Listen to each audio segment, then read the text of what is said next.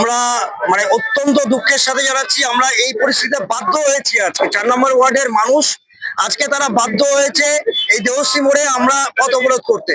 আমাদের জীবন যন্ত্রণা নরকের জায়গায় দাঁড়িয়ে গেছে। আমাদের কারো কারো ঘরে এক হাঁটু জল রয়েছে, আমাদের ঘরে পোকামাকড় ঢুকে যাচ্ছে। আপনি যদি 4 নম্বর ওয়ার্ডে যান, বিস্তীর্ণ এলাকায় সমস্ত অলিতে গলিতে এক হাঁটুর উপরে জল দাঁড়িয়ে আছে। এই অবস্থায় আমরা যেটা দেখতে পাচ্ছি যে বাড়ি থেকে কেউ বেরোতে পারছে না। আজকে এমার্জেন্সি যদি সিচুয়েশন হয় কারোর বাড়িতে, অনেক বাড়িতেই আমরা দেখতে পাচ্ছি যে অসুস্থ লোক আছে, বৃদ্ধ বাবা মা রয়েছে, তাদের যদি এমার্জেন্সি সিচুয়েশন হয় তাকে ভর্তি করাতে পারবো না। আজকে বাচ্চারা টিউশন পড়তে যেতে পারছে না, বাজারে ঘাটে যেতে পারছে না মানুষজন। বাড়ির সামনে এক হাঁটু জল হয়ে আছে, পোকামাকড় আজকে বাড়িতে ঢুকে যাচ্ছে। এই পরিস্থিতিতে আমরা যেটা দেখতে পাচ্ছি যে আমরা বাধ্য হলাম আজকে আমাদের যন্ত্রণাটার জন্য এখানে আমরা পথ অবরোধ করতে বাধ্য হলাম। এই সমস্যাটা কারণ আমাদের এখানে যদি দেখেন যে 1 নম্বর ওয়ার্ড 3 নম্বর ওয়ার্ডের জলটা পুরোপুরি আমাদের এলাকায় এসে দাঁড়িয়ে যায় এবং আমরা চাই এর স্থায়ী সমাধান। আমরা চাই হাইড্রেন যেটা একদম বিধাননগর মোড় থেকে মাস্টার প্ল্যান করে সেইখান থেকে বের করা।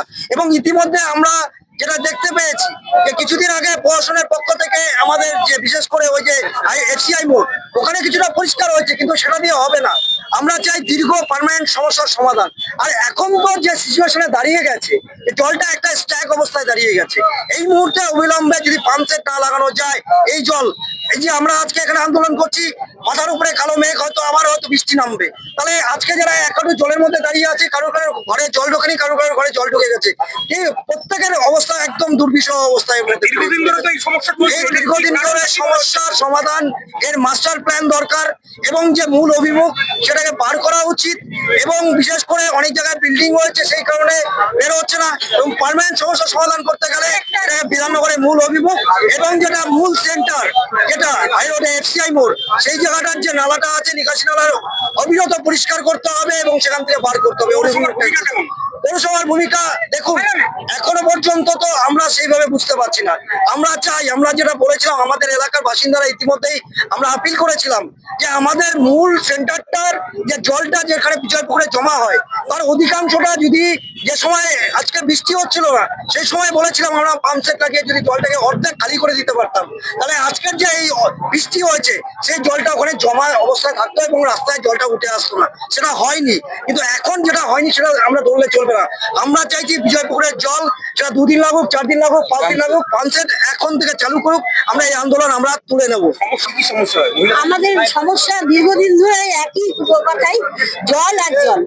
ঘরের মধ্যে জল, আজকে রান্নাবাড়ি কিছু করতে পারলাম না। যে একটা ছোট মেয়ে আছে, তাকে টিউশনিতে নিয়ে যাওয়া, সেটাও পারছি না। মা বয়স্ক, তার যদি কিছু হয় এখন নিয়ে যে বেরোবো ক্ষমতা নাই। আর হচ্ছে এতদিন ধরে জল সারা মানে বেশ কিছুদিন ধরে এরকম জলে আমরা ভুগছি, সমস্যায় ভুগছি। এই জলের কোনো ব্যবস্থাই নাই যে কিছু করা। জল ঘরে ঢুকে যায়। আর এই যে রাত্রেবেলা বিশেষ করে কি সমস্যা?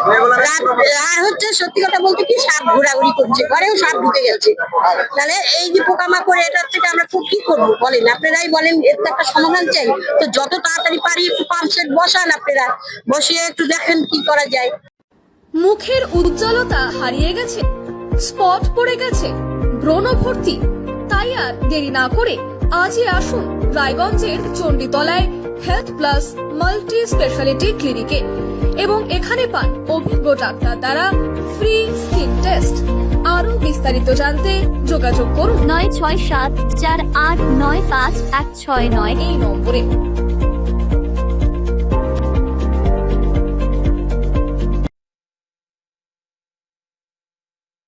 আজ তোমার বিয়ে সাজলো নতুন সাজে।